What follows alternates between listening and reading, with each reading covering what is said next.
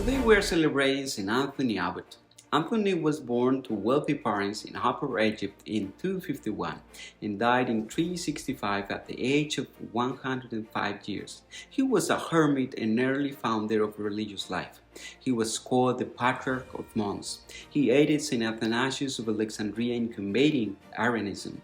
When Anthony was about 20 years of age, his parents died, leaving him with significant wealth and the responsibility to take care of his younger sister. When he became a monk, Anthony disposed of the bulk of his riches, keeping only enough to care for his sister, and devoted himself to prayer and fasting.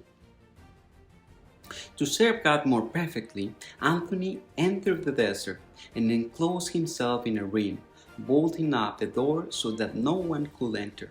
Here, the devils assaulted him most furiously, appearing as various monsters, and even wounding him severely, but his courage never failed, and he overcame them all with confidence in God and by the sign of the cross. Once, many devils scourged him so terribly that he lay as if he died.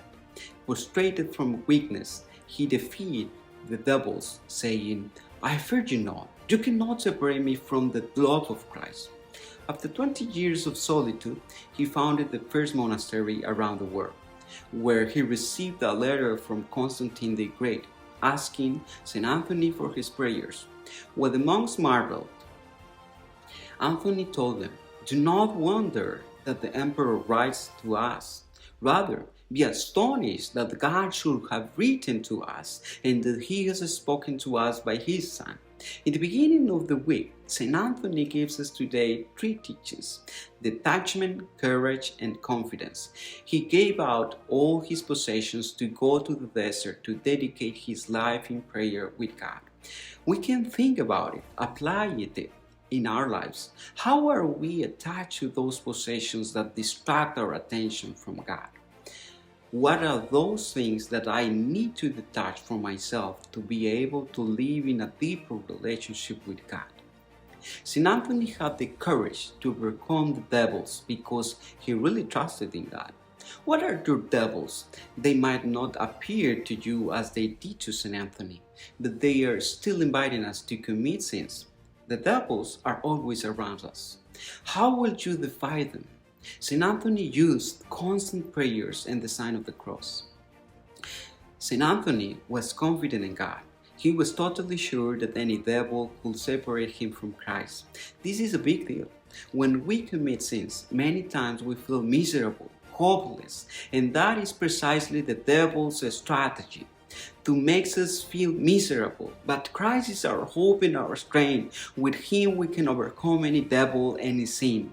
And also, the sacraments are always available for us as the signs of his love and his presence.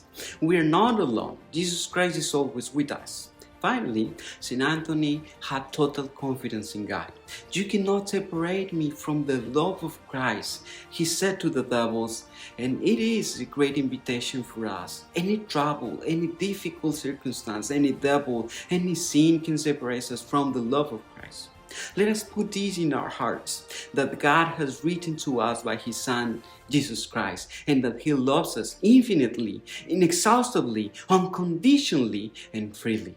As St. Anthony Abbot, by detaching from those things that separate us from God, by having courage to overcome devils and sins, and by being confident in the great love of God for us, you can be today the saint of the day.